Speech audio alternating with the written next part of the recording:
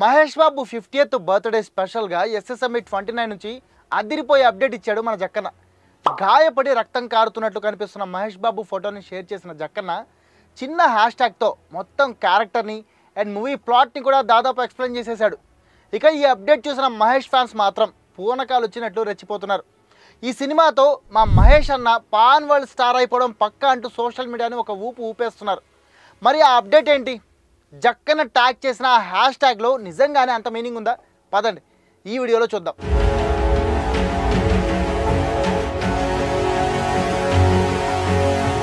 First అసలు Jakkanna share చేసిన ఫోటోని డీకోడ్ చేద్దాం.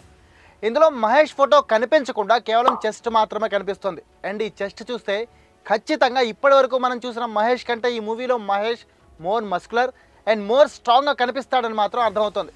ఇంకా మాట్లాడితే ఈ చెస్ట్ మజిల్స్ చూస్తుంటే 6 ప్యాక్ కూడా చేసినట్లే ఉన్నాడంటూ ఫ్యాన్స్ కామెంట్స్ చేస్తున్నారు. అలాగే తలపై నుంచి కారిన రక్తం నెక్ మీదుగా చెస్ట్ వరకు వస్తుంది. అంటే ఏదో ఇంటెన్స్ ఫైట్లో మహేష్ ఖచ్చితంగా గాయపడతాడన్నమాట. ఈ ఇమేజ్ చూస్తుంటే ఇంతకుముందు షూట్కి సంబంధించిన ఒక సీన్ లీక్ అయింది కదా, మేబీ అప్పటిదే అయి ఉండొచ్చు. ఎందుకంటే లీక్ అయిన సీన్లో మహేష్ వేసుకున్న షర్ట్ అండ్ ఇప్పుడు జక్కన్న షేర్ చేసిన ఫోటోలో మహేష్ షర్ట్ ఒకేలా ఉన్నాయి. అండ్ ఆ ఫైట్లోదే ఈ ఫోటో అన్నమాట. ఈ ఫోటోలో మహేష్ మెడలో ఒక లాకెట్ కనిపిస్తుంది. సాధారణంగానే జక్కన్న తన సినిమాలో హీరోల మెడలో వేసే లాకెట్కి స్టోరీతో చాలా బలమైన స్టోరీ లైన్ ఉంటుంది. ఫర్ ఎగ్జాంపుల్ ఛత్రపతిలో ప్రభాస్ మెడలో శంఖు ఉంటుంది. అది ఛత్రపతికి వాళ్ళ అమ్మ జ్ఞాపకం. సినిమా మొత్తం ఆ లాకెట్కి చాలా సిగ్నిఫికెన్స్ ఇచ్చాడు జక్కన్న. ఆ తర్వాత బాహుబలిలో కూడా మహేంద్ర బాహుబలి మెడలో శివలింగం ఉంటుంది. అండ్ సినిమా స్టార్టింగ్ నుంచి లాస్ట్ క్లైమాక్స్ ఫైట్ వరకు శివుడే దగ్గరుండి ప్రభాస్కి పవర్ ఇచ్చినట్లు చూపించాడు జక్కన్న. సింహాద్రి సినిమాలో కూడా మంచిని కాపాడడం కోసం కత్తి పట్టిన హీరోని రిప్రజెంట్ చేసేలా ఎన్టీఆర్ మెడలో కత్తి లాకెట్ ఉంటుంది.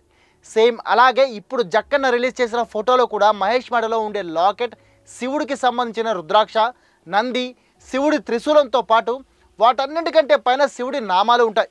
అండ్ ఇవన్నీ కరుంగళిమాలతో అటాచ్ అయి ఉంటాయి.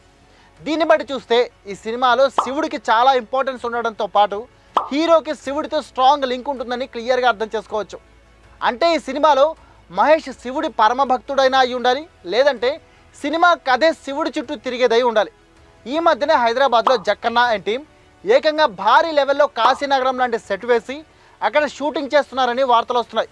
అంటే ఈ సినిమా కాశీ చుట్టూ తిరిగే కథ అయి ఉండొచ్చు. అలాగే ఆల్రెడీ ఇది ట్రెజర్ హంటింగ్ అడ్వెంచర్ మూవీ అని అందరం చెప్పుకున్నాం కాబట్టి మేబీ ఏదైనా పురాతన శైవ గ్రంథం ఆధారంగా కాశీనగరంలో ఉండే కాశీ విశ్వేశ్వరుడికి సంబంధించిన ఏదైనా ట్రెజర్ కోసం వెతికే ట్రెజర్ హంటింగ్ అడ్వెంచర్ అయ్యి ఉండొచ్చు అనిపిస్తుంది. అదే అయితే మాత్రం బొమ్మ బ్లాక్ బస్టరే. ఎందుకంటే ఈ మధ్యకాలంలో హిందూ దేవీ దేవతలు, హిందూ ఆచారాలు, ఆలయాలు, గ్రంథాలని కథల ఆధారంగా వస్తున్న సినిమాలని బ్లాక్ బస్టర్ హిట్స్ అవుతున్నాయి. ఆ లెక్కన ఈ సినిమా కూడా అలాంటిదే అని జక్కన్న హింట్ ఇచ్చినట్లు కనిపిస్తుంది. కాబట్టి ఖచ్చితంగా బొమ్మ వరల్డ్ వైడ్గా బ్లాక్ బస్టర్ కొట్టడం మాత్రం పక్కాగా ఉంది. అంతేకాదు రీసెంట్గా ప్రభాస్ హీరోగా వచ్చిన కల్కి సినిమా కూడా కాశీ చుట్టూ తిరిగే కథే కావడం అండ్ ఆ సినిమా ఏకంగా పురాణ కథల ఆధారంగా తెరకెక్కిన సినిమా కావడంతో ఇప్పుడు మహేష్ కథ కూడా అలాగే పురాణాల చుట్టూ తిరిగే కథేనా అనే క్యూరియాసిటీ ఫ్యాన్స్లో పెరిగిపోయింది. ఇక పోస్టర్ గురించి పక్కన పెడితే జక్కన్న ఈ పోస్ట్తో పాటు రాసుకొచ్చిన టెక్స్ట్ కూడా చాలా క్యూరియాసిటీ క్రియేట్ చేస్తోంది. సినిమాకి సంబంధించిన ఫస్ట్ రివ్యూల్ నవంబర్లో ఉంటుందని చెప్పాడు జక్కన్న. ఇంకో విషయం, ఈ పోస్ట్కి ముందే ఒక టెక్స్ట్ పోస్టర్ని కూడా జక్కన్న ఎక్స్లో పోస్ట్ చేశాడు. ఆ పోస్ట్లో ఫ్యాన్స్ కోసం ఒక లాంగ్ మెసేజ్ రాసుకొచ్చాడు. ప్రపంచంలో సినిమా ఫ్యాన్స్ అండ్ స్పెషల్గా మహేష్ ఫ్యాన్స్ అందరూ ఈ సినిమా గురించి తెలుసుకోవడానికి చూపిస్తున్న ఇంట్రెస్ట్ చూస్తుంటే చాలా ఆనందంగా ఉంది. కానీ ఈ సినిమా స్టోరీ స్కోప్ చాలా పెద్దవి. అందుకే ఏదో కొన్ని ఫొటోస్ రిలీజ్ చేసి లేదంటే ఒక ప్రెస్ కాన్ఫరెన్స్ పెట్టి మాట్లాడితే ఈ కథకి జస్టిఫై చేయలేం. ప్రస్తుతం ఒక అద్భుతమైన ప్రపంచాన్ని క్రియేట్ చేస్తున్నాం. అందుకే నవంబర్లో దీనిపై ఫస్ట్ రివీల్ చేయాలని అనుకుంటున్నాం. అండ్ అది ఎప్పుడు ఎవ్వరు చూడని అనుభూతిని ఇచ్చేలా ఉండాలని ప్రయత్నిస్తున్నాం అని రాసుకొచ్చాడు జక్కన్న. అంటే నవంబర్లో మనం ఎవ్వరం ఎక్స్పెక్ట్ చేయని ఒక అద్భుతాన్ని మనకి చూపించడానికి జక్కన్న రెడీ అవుతున్నాడు అన్నమాట. అయితే నవంబర్లోనే ఎందుకు? ఇది చాలామంది డౌట్. నవంబర్లోనే ఈ సినిమా ఫస్ట్ రివీల్ రిలీజ్ చేయడానికి మేబీ అప్పటికి తను అనుకున్న అవుట్పుట్ వస్తుందని జక్కన్న అనుకుంటూ ఉండొచ్చు. బట్ ఇక్కడ ఇంకో లింక్ కూడా కనిపిస్తోంది. అదేంటంటే ఆల్రెడీ మహేష్ మెడలో ఉన్న లాకెట్తో స్టోరీ శివుడి చుట్టూ తిరుగుతున్నట్లు ఉండడం, అలాగే హైదరాబాద్లో వేసిన కాశీనగరం సెట్లో షూట్ జరుగుతుండడంతో సినిమాకి శివుడికి బలమైన లింక్ ఉందని అర్థమవుతుంది. అండ్ నవంబర్లో కార్తీక మాసం రాబోతోంది. అంటే శివుడితో లింక్ ఉన్న సినిమా కాబట్టి కార్తీక మాసంలోనే ఫస్ట్ రివీల్ చేయాలని జక్కన్న అనుకుంటున్నాడు అనిపిస్తుంది. అంతేకాదు ఈ రివ్యూలు కూడా నవంబర్ 5న ఉండే ఛాన్సెస్ ఎక్కువగా కనిపిస్తున్నాయి. అది ఎలాగంటే ఈసారి కార్తీక పౌర్ణమి నవంబర్ 5న రాబోతుంది.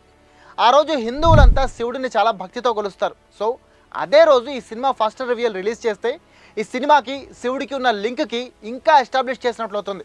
మరి జక్కన్న కూడా ఇదే ఆలోచనలో ఉండి నవంబర్ 5న ముహూర్తం పెట్టుకుంటే సినిమాకి ఆ శివుడి అనుగ్రహం కూడా దొరికినట్లే.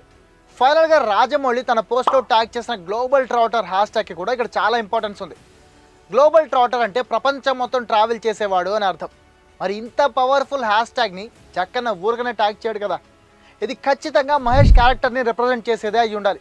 అంటే ఈ మూవీలో మహేష్ క్యారెక్టర్ ట్రావెల్ చేయడమే లైఫ్ గోల్గా పెట్టుకొని ఆ ట్రావెల్లోనే అడ్వెంచర్స్ చేసే క్యారెక్టర్ అయి ఉండొచ్చు. మరి ట్రెజర్ హంటింగ్ మూవీలో హీరోలకి ఆ మాత్రం ట్రావెల్ పిచ్చి లేకపోతే ఎలా?